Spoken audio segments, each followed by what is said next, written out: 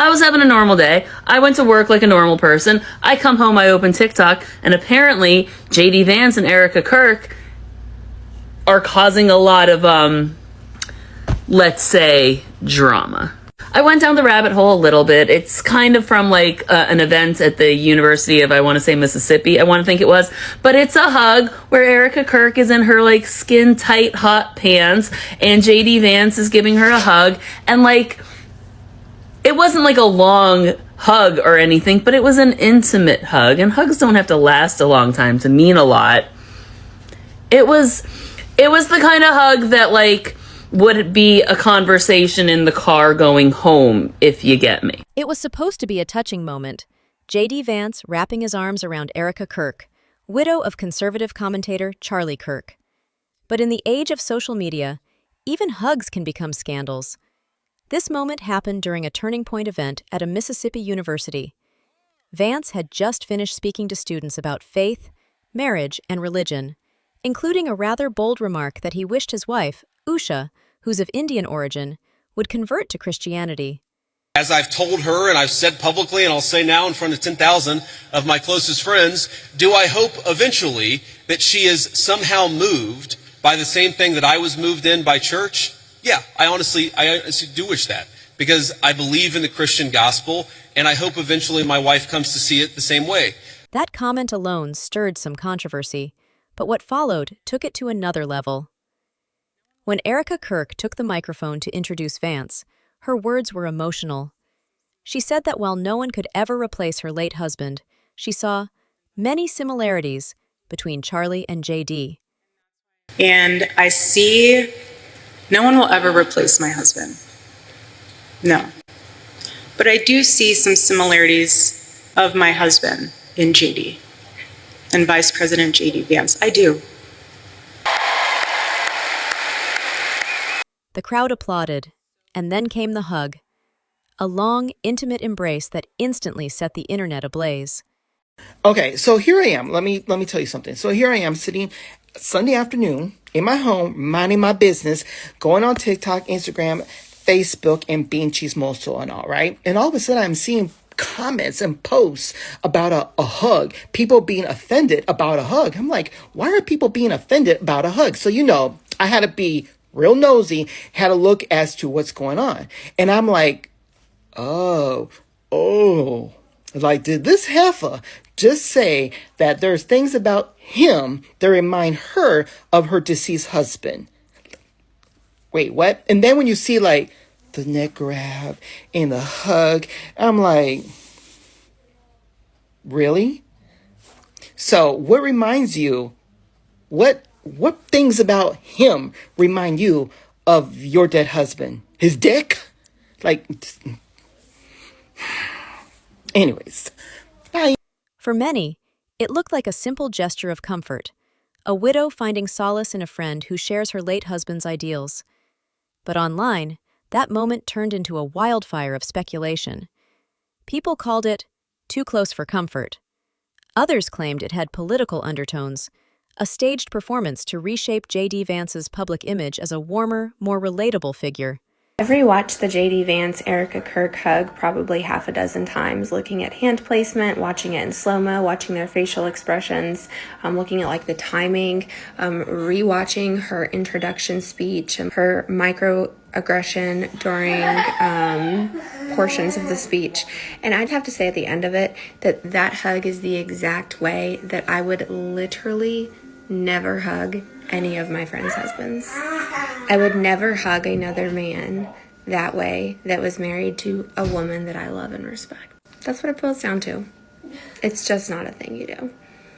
I've never run my hands through the hair of a man I wasn't actively fucking. So strange. This does not look normal whatsoever. Everything about this feels off. Like, lady, wasn't your husband taken out for the world to see? And you're wearing tight leather pants? I guess she ditched the whole trad wife routine faster than they found Tyler Robinson. No friends run their hands through a man's hair. This is not a hug of grieving and comfort. Literally, no grieving widow acts like this, skipping straight to acceptance and selling merch. Why is he holding her waist? Then she says she sees similarities of her husband in JD. But I do see some similarities of my husband in JD. and Vice President J.D. Vance. I do. And that's why I'm so blessed to be able to introduce him tonight. Seconds later, JD Vance says he wants his wife to become a Christian. What Christian values are on show here? JD Vance is on the Christian grift and it's so blatantly obvious. Do not let these people manipulate you. None of this feels real. Every move feels staged. It just makes me believe more and more that Erika Kirk was in on it. Because once people start seeing it, the whole act falls apart. Putting your hands in a man's hair when you hug him, that is a very intimate thing to do. And if you're wondering why I'm talking about that, it's because we're talking about the hug heard around the world. And everyone was trying to comfort JD Vance by showing this image where he had his hand on his hip. But if you watch the video, this is not what it looks like. His hand brushed, like, he's not the problem here. This is what I have a problem with. Girl, what are you doing? Now, I went and visited my old job last week or a week or two ago, and I saw some of my old coworkers who were men who I was close with. They were like my friends. And when I saw them, it had been a while, so I gave them hugs. And I started thinking to myself, if I had, like, put my hands on the back of their heads when I hugged them, how like, they would have been like, whoa, what the fuck? I don't know. Dude, Usha, girl, you're in danger. She's with the leather pants and the crop top. I would be upset if someone did that to my husband or boyfriend. I'm just saying. Some commentators went further, connecting the dots between the hug, Vance's comments about religion, and his long-term political ambitions. Could this be part of a quiet rebranding strategy, softening his image for a possible presidential run down the road? After all, optics matter in American politics, and nothing says family values like a well-timed emotional moment. But that aside, let's just talk about like the bigger reason for this, because puzzle pieces, right? Now, it's safe to say that the Republican Party, as we know, is made up of some pretty strange bedfellows. But among those bedfellows are white supremacists, white nationalists, and Christian nationalists, who also, you know, like to play with like the white supremacy a little bit. And JD Vance, in most of his television appearances since he's become vice president, has very much been playing into that like white supremacist Christian nationalist lane.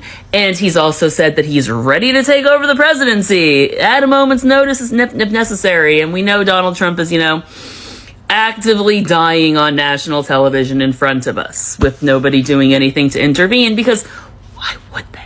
Especially because JD Vance was handpicked by the billionaire class. They wanted him to be president. They needed Donald Trump to get him there because JD Vance would never get elected on his own. And Donald Trump, for some reason, has hypnotized at least 40% of Americans into thinking he's a competent businessman, mainly just because he's existed from the 1980s. And the only people who are voting for him still live in the 1980s in their brains.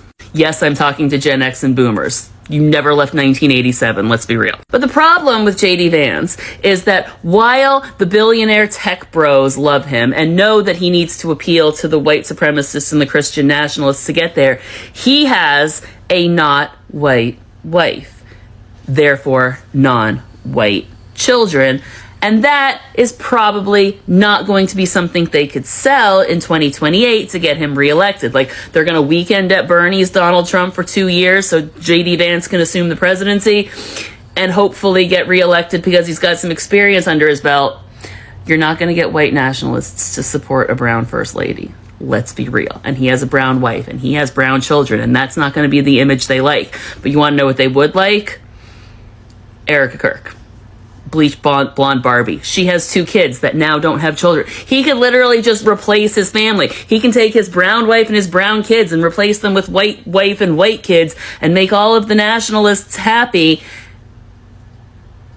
And yeah, I do think they're going to do that. I 100% think they're going to do that. I 1000% think they're going to do that. They're actively doing it in front of us. Meanwhile, Erika Kirk later clarified online that grief and empathy shouldn't be misinterpreted, that her words came from the heart. But the internet doesn't do context. Once the clip went viral, it became open season for conspiracy, critique, and culture war commentary. So here's the real question.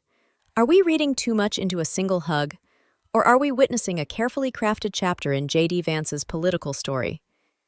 In today's world, where every gesture becomes a headline, maybe even a hug can carry the weight of ambition. What do you think? Was it empathy, strategy, or something else entirely? Drop your thoughts below, and if you love breaking down these viral political moments, make sure to like, share, and subscribe, because this story might just be getting started.